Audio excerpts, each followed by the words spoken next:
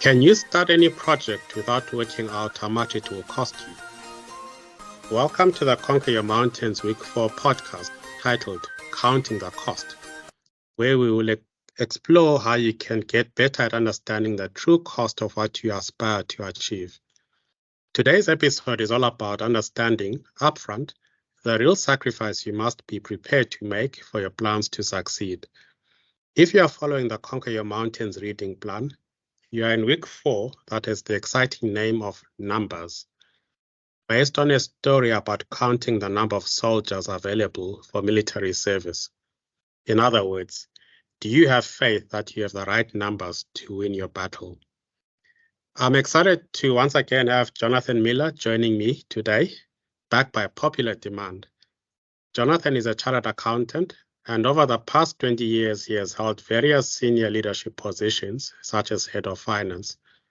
Currently, and for the last 10 years, he is a private wealth manager of a boutique investment company that provides investment, cash and risk planning, retirement and tax planning, as well as estate and trustee services. As a seasoned investor, Jonathan is certainly skilled at counting the cost and is therefore the perfect guest for our episode today, where we'll be discussing how to prepare for the true cost of any venture. We'll be exploring questions like the biases that block us from counting the cost and the non-financial costs that we often ignore, which can be even more expensive than money. So on that note, welcome, Jonathan Miller. Thank you, Dr. Mandla. It's lovely to be back with you again. Thank you for the invite. Really appreciate it. Fantastic. Let's dive in.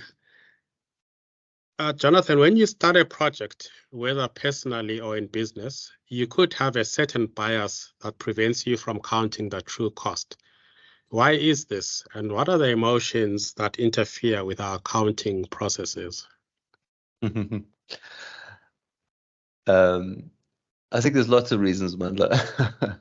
I do remember when I worked at a technology company, it was kind of really exciting, and there were new things popping up every day, and we were sort of getting very excited by things that were happening around us. And so we'd build these spreadsheets of kind of what would happen into the future and how many people would be signing up, and what the revenue numbers were looking like. And I think one of the things that we always, we just got very over optimistic in terms of some of the numbers, and we hadn't really worked through the hard yards of, well, how do you do that? How do you sell that? How do you get it into the market? How do you make sure that you got enough people to deal with all the growth in numbers? And so sometimes we can just, one basic reason is we get very over optimistic about our ideas. And I am an optimistic person, and I'm a hopeful person, but we do need to sometimes approach our plans with a level of realism and also just the ability to actually open up our ideas and our planning to third parties, and third parties who with their wisdom and their experience can talk back into those numbers. And so I think one of the things that sometimes we do is we oversimplify. We just think that it'll be a very simple process. So one of the quick downfalls is just an oversimplistic view of growth and kind of new ideas. And the other one is that we don't actually consider, if we do one thing, it means that we're not doing something else. And so this concept of opportunity cost, where we need to kind of consider, well, if I'm going to do something, I need to stop doing or reduce doing or delegate something else that I'm doing. I'm not very good at delegating, so I speak to myself here. But this concept of, with these new plans and ideas, it does mean that my limited resource of time is now being steered in a new direction. And so I think that's one of the things, is we just think, well, I've got so much spare time and I can do all these other things, but we sometimes don't count the cost. And I call it the opportunity cost. If I'm doing one thing, then I can't do the other. And so I need need to kind of have that ability to actually, and sometimes that doesn't pop up in the numbers. It's not driven through Excel spreadsheets or forecasts or however else you choose to do it. But you do need to have a hard look and sort of say, well, if I do approach this venture, what are the other things that I need to give up? Yeah, that's so true, Jonathan. I've been in the new venture world for many years, and I must confess I'm also guilty of those spreadsheets. And I've done it again and again. You build a spreadsheet, you do a 5-year forecast, you estimate that by year 5 you'll have so many customers, and it's quite easy on a spreadsheet to say number of customers times number of purchases is your revenue and the cost you then make up. And I've always wondered, I think it's natural in the venture capital world to be bullish. Many entrepreneurs that I've found are always very optimistic. They believe the numbers will pan out. And what's often inconvenient is to actually go out and test even 1% of your assumptions. And I've often found that testing has to be with your toughest customer. It's easy to go to a friend and say, would you buy this? And yeah, most friends will say yes. But to actually test that assumption with a very, your customer from hell.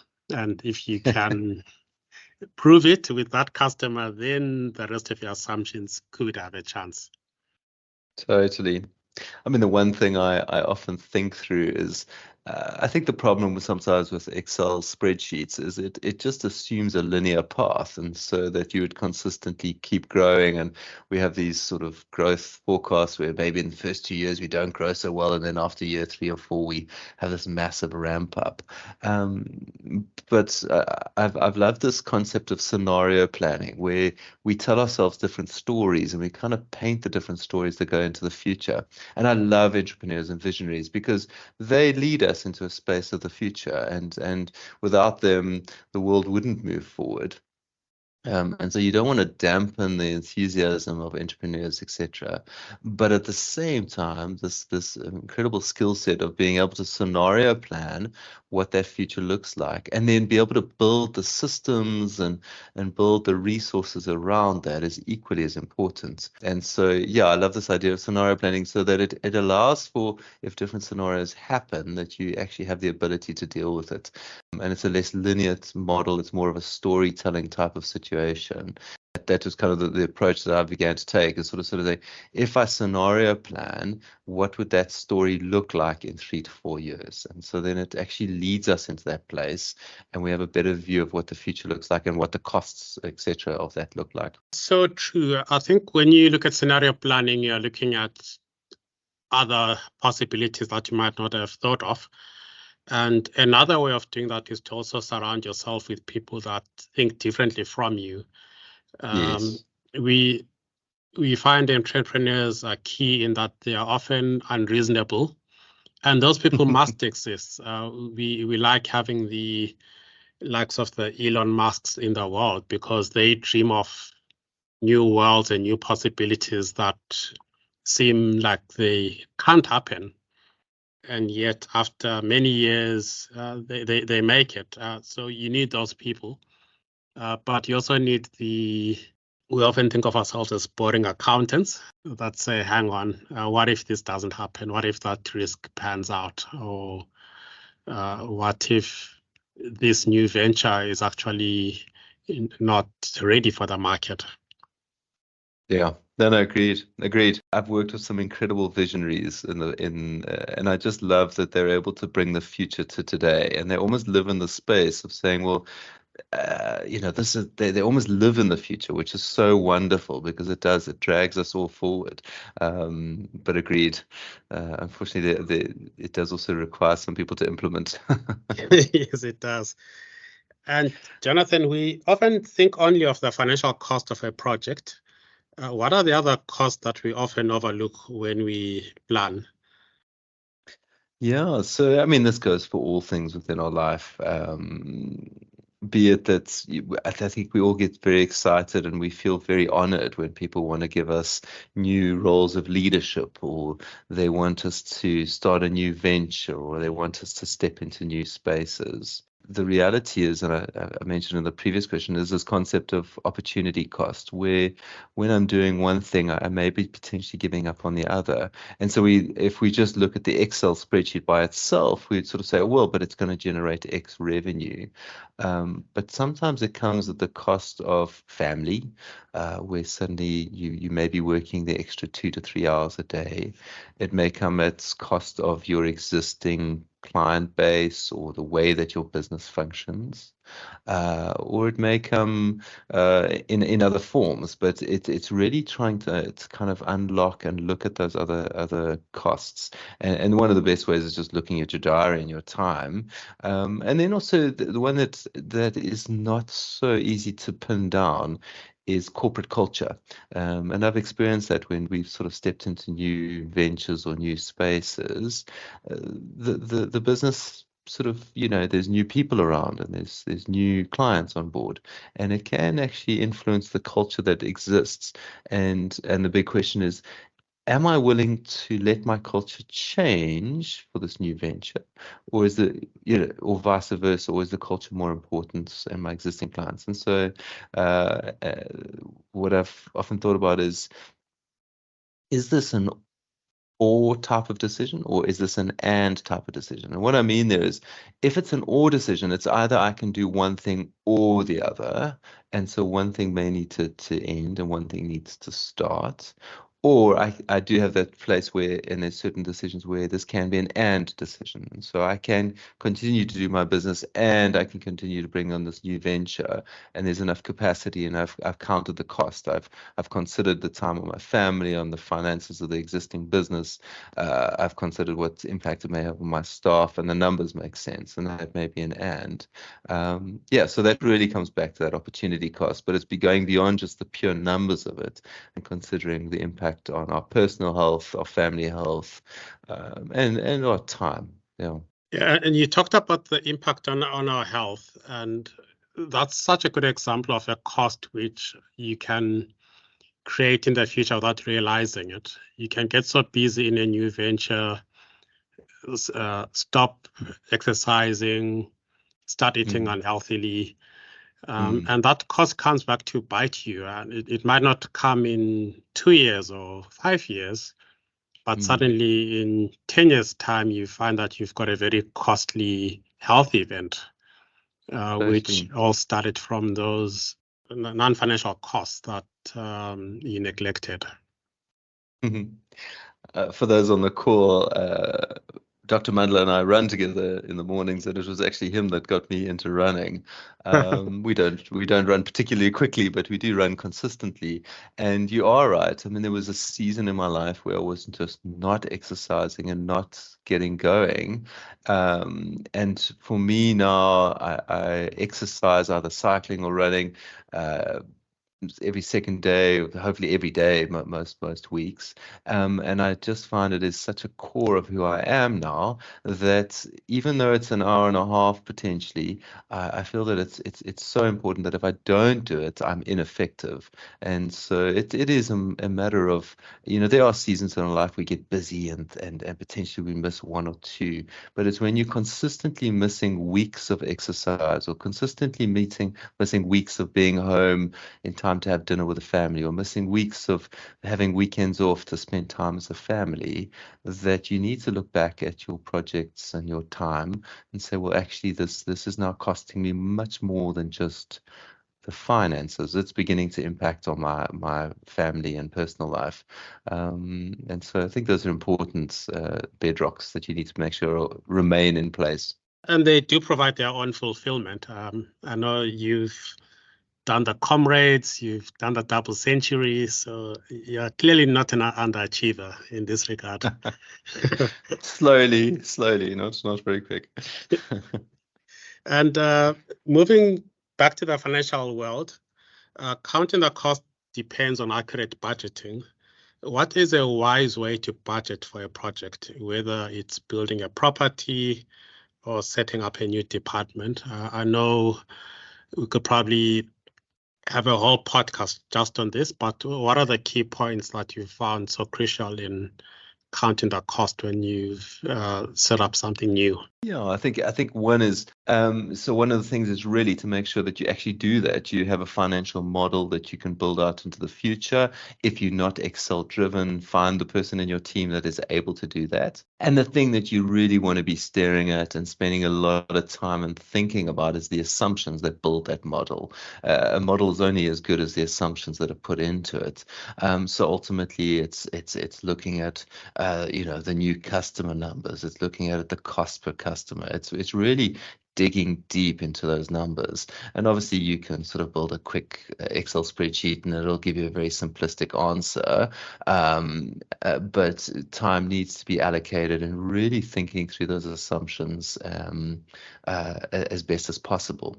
And I do counter all of this with the other side to this sort of planning is where some leaders need less data points to make a decision than other leaders. And so, there's a lot to be said for guts and instinct and understanding people's industries where they could use a lot fewer data points and actually come to the similar or same answer that somebody who needs more data points. And so the counter of this planning and making sure that it's all done is not to be caught in a space of analysis paralysis where you kind of overanalyze the numbers and you overthink the assumptions and sort of plan into year 5 and 6. Sometimes we just need enough data points that we know that this thing could work, and that it's, if we take it far enough forward, it could be prosperous or fulfilling. And so then we can start with that. What you don't want to be doing is obviously starting ventures that are going to fail straight away. But yeah, so so I do sort of balance the two with saying get the best person on the team to help you build the model. Spends a lot of time going through the actual assumptions that build the model, but at the same time, don't spend too long analyzing to the point where you end up in never making a decision and never get going on a project. Yeah, and I think the key is getting to that point where there's enough wisdom that's gone into the planning. For some, wisdom takes long to accumulate. But I often find that it's so useful to be able to go and speak to a guru in the industry. And you might find that 30 minutes with that person can be worth 1 week you trying to solve something by yourself. Agreed. And there's something to be said for telling your idea to somebody else, because it helps you articulate what you're thinking. Where you almost have the elevator pitch, Yes. the minute-long presentation of what you plan to do, and there's a lot to be said for giving that to a guru, and they can very quickly tell you if it's going to work or not. And Jonathan, what about the person listening to this podcast that is hearing this and they're realizing that they didn't follow the right planning principles? They're already in the middle of a project, and they could end up with a half-built building or a white elephant. How does one pivot? The one unfortunate lesson that I've learned is sometimes it's better to fail quickly. And I mean that with the humblest of with humility, in that sometimes we trying to continue to make this thing work despite it actually not working. And so sometimes a failure is not a bad thing. Where something has failed, we learned huge lessons. There were potentially new relationships that were built, and huge sort of new potential sort of learnings in terms of going into new directions.